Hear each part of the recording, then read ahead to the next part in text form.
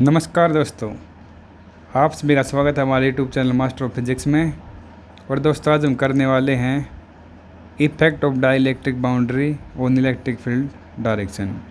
जो आपकी dielectric boundary होती है ना, उसका इलेक्ट्रिक फील्ड की डायरेक्शन के ऊपर आपका क्या इफेक्ट होता है वो पढ़ेंगे हम। ठीक है, तो पिछले लेक्चर में हमने क्या पढ़ा था, आपने बाउंड्री कंडीशन पढ़ी थी आपके इलेक्ट्रोमैग्नेटिक कंपोनेंट के लिए। ठीक है, तो आज आप क्या पढ़ोगे, आपका डाइलेक्ट्रिक बाउंड्री होते हैं ना, उसका आपका इलेक्ट्रिक फील्ड के ऊपर क्या इफेक्ट होता है। ठीक है, तो चलो हमारे टॉपिक को स्टार्ट करते हैं।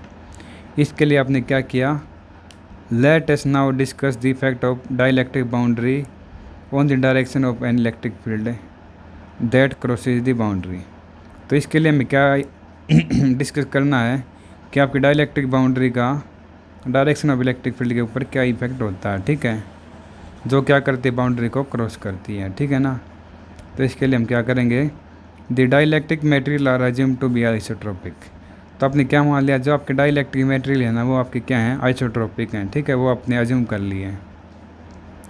इन सच मटेरियल्स, तो इस प्रकार के मटेरियल से आपका क्या होता है, जो आपका पोलराइजेशन वेक्टर पी होता है ना, वो आपके क्या होगा, ऑलवेज पैरेलल होगा ई के। ठीक है, then the displacement vector D is also parallel to E. तो आपका क्या हुआ, डिस्प्लेसमेंट वेक्टर डी भी आपका पैरेलल होगा ई के। और वो फिगर 6.9 है ना, ये फिगर आपका क्या शो करता है कि दो आपके इलेक्ट्रिक फील्ड है ना, वो किसके ऊपर है, आपके दो साइड ऑफ बाउंड्री के ऊपर है। ठीक है, दो आपके इलेक्ट्रिक फील्ड है वो आपकी क्या है, दो साइड ऑफ बाउंड्री के ऊपर है। ठीक है, हो गया।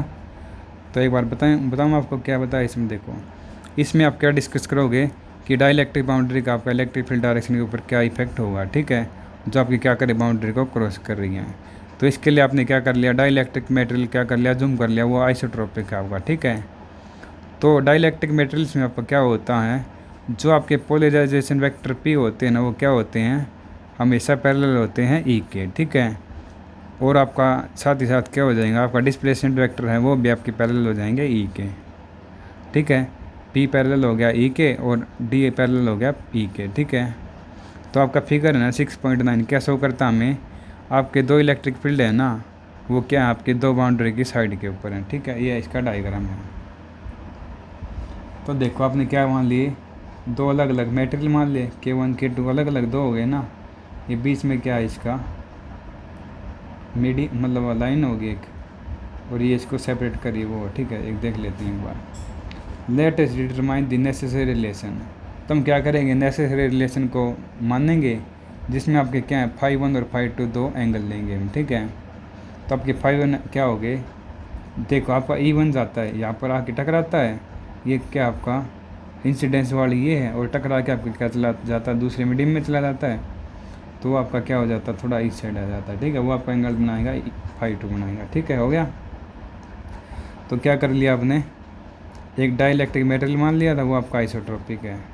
तो इसमें देखो, आपका K1 K2 आपके क्या हो गए, दो मीडियम मान लिया आपने। ठीक है, और ये आपका क्या है, एक आपने पॉइंट मान लिया, लाइन मान ली। तो E1 आपका गया यहाँ पर टकराया, और आगे जाके ये थोड़ा बेंड हो गया। ठीक है, तो φ1 एंगल बना रहा है, ये एंगल ऑफ इंसिडेंस हो गया, ये आपका एंगल ऑफ रिफ्लेक्टेंस हो गया। ठीक है, हो गया ये। इसके बाद देखो, आप इस इक्वेशन 6.52, आपकी इक्वेशन 6.52 कौन सी है, ये है E1t इजिकल टू E2t। तो इससे आपका क्या पता चलता है, आपने ये मान ली। तो हमें क्या प्रूव करना है, आपका E12 इजिकल टू E2 आपको प्रूव करनी है, शो करनी है। तो आप E1t आपका क्या हो जाएगा, E1 sin φ हो गया। तो आपका देखो, E1 था, आपने क्या कर दिया, दो कंपोनेंट में बढ़ जाएगा, ये E1 sin φ, E1 cos φ। ठीक है, इसी तरह आपका ये हो जाएगा। तो आपका E1 sin φ इजिकल टू क्या आ जाएगा, E2 sin φ आ जाएगा।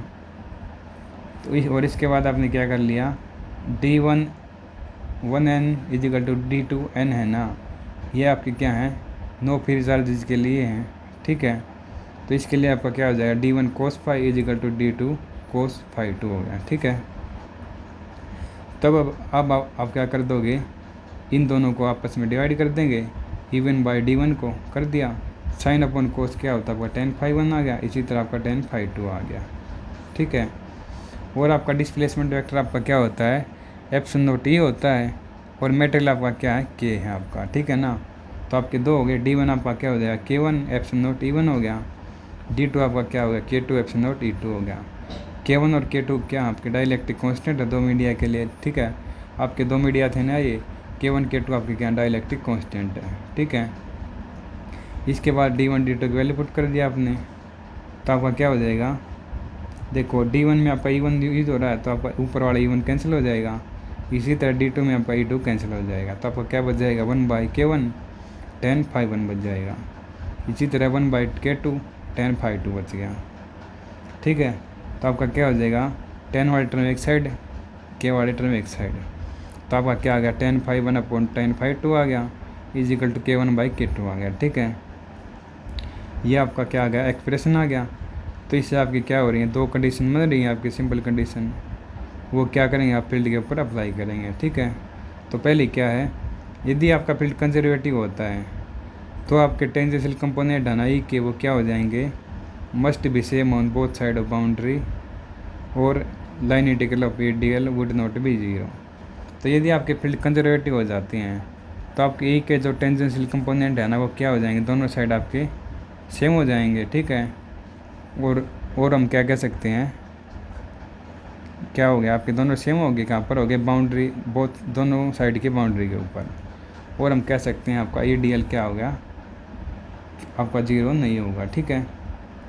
पहली कंडीशन आ गई समझ में।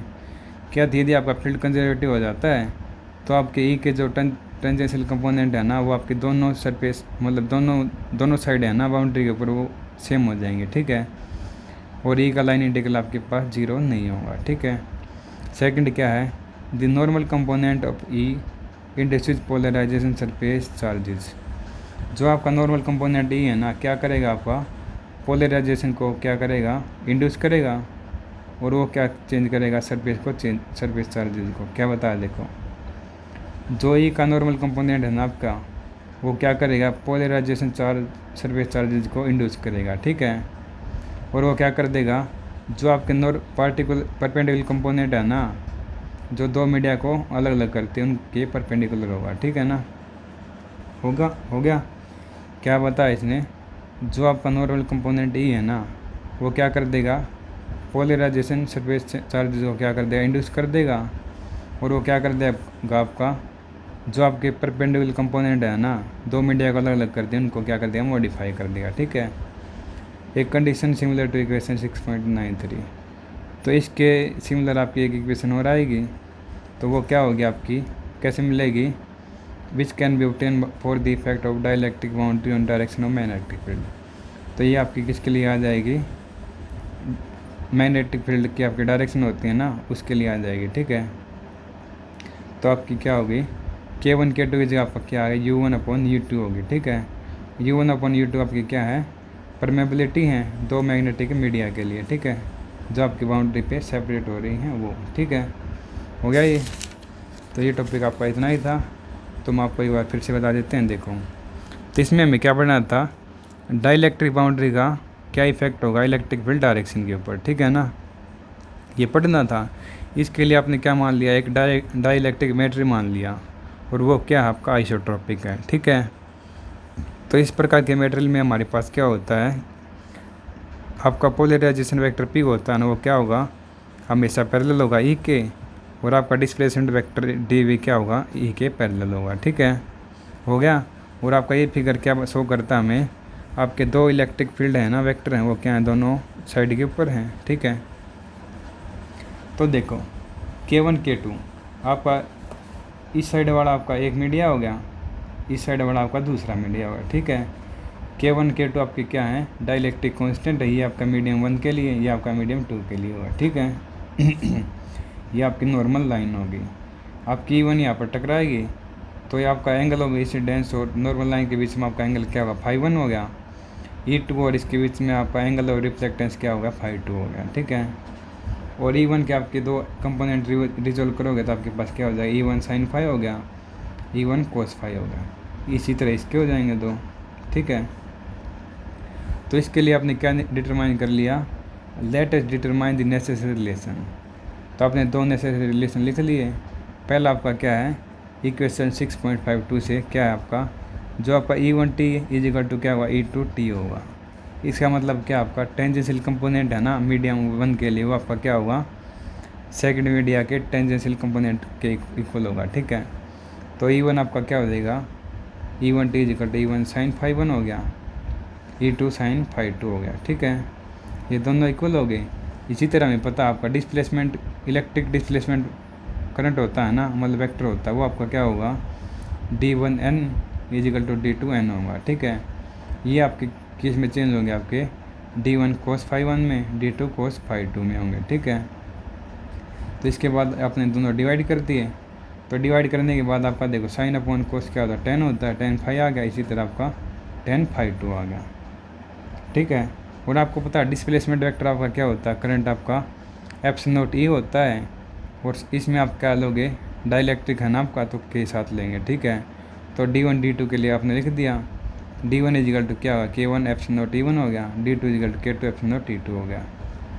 अलग अलग के लिए हो गया D1 D2 के लिए, तो आपने दोनों वैल्यू पुट कर दी D1 D2 की, तो आपका इसमें आपका E1 कैंसिल हो गया D1 वाले टर्म में, तो आपका नीचे क्या बच गया, K1 एप्सिलॉन बच गया।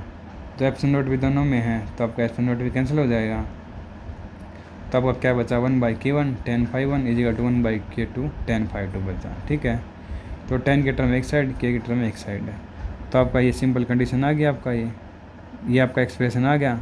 तो इसके बाद आपकी दो कंडीशन अप्लाई होती हैं फील्ड के ऊपर। तो पहली क्या होती है, जब आपका फील्ड कंजर्वेटिव होता है तब है। तो यदि आपका फील्ड कंजर्वेटिव है तो आपके जो टेंजेंशियल कंपोनेंट है ना E की, वो क्या हो जाएंगे, सेम हो जाएंगे बाउंड्री के दोनों साइड। ठीक है, हो गया। यदि आपका फील्ड कंजर्वेटिव होता है तो आपके E के जो टेंजेंशियल कंपोनेंट है ना, वो क्या हो जाएंगे, दोनों साइड्स में आपके सेम हो जाएंगे, या हम कह सकते हैं आपका E का लाइन इंटीग्रल आपका 0 नहीं होगा। ठीक है, और आपका सेकंड क्या कंडीशन आपकी क्या है, जो आपके नॉर्मल कंपोनेंट है ना E के, वो क्या करते हैं, आपको पोलराइजेशन सरफेस चार्जेस को इंड्यूस करते हैं। ठीक है, और वो क्या कर देते हैं, आपके परपेंडिकुलर कंपोनेंट को क्या कर देते हैं, मॉडिफाई कर देते हैं। ठीक है, तो इसके बाद आपकी इस रिलेशन की तरह आपकी एक सिमिलर कंडीशन हो रहा है। ठीक है, और वो क्या है, कैसे ऑब्टेन होती है, equation 6.9 can be obtain for the effect of dielectric boundary on the direction of magnetic field. तो ये आपकी सिमिलर कंडीशन है ना, कैसे ऑब्टेन होगी, आपके जो आपके डाइलेक्ट्रिक बाउंड्री का आपका इफेक्ट होता है ना मैग्नेटिक फील्ड के डायरेक्शन के ऊपर, तब ऑब्टेन होते हैं। ठीक है, तो 10 फाई 1 अपॉन 10 फाई 2 था, तो K1 K2 की जगह आपने क्या लिख दिया, कि U1 और U2 लिख दिया। ये किसके लिए, आपका डाइलेक्ट्रिक कांस्टेंट किया, आपके मैग्नेटिक इफेक्ट के ऊपर, जो मैग्नेटिक फील्ड की डायरेक्शन के ऊपर जो इफेक्ट होगा ना, वो बताया इसने। ठीक है, तो मैग्नेटिक फील्ड के लिए आपने U1 और U2 लिख लिया, और ये क्या आपकी मैग्नेटिक परमेबिलिटी है दो मीडिया के लिए। ठीक है, जो क्या कर रही हैं, बाउंड्री को सेपरेट कर रही हैं उसके लिए। ठीक है, हो गया। तो ये टॉपिक होगा आपका कंप्लीट। आई होप आपको समझ में आया होगा, तो आप इसको अच्छे से कर लेना। ठीक है, तो मिलते हैं आपसे नेक्स्ट लेक्चर में, तब तक खुश रहिए, मस्त रहिए, पढ़ते रहिए मास्टर ऑफ फिजिक्स के साथ। Thank you.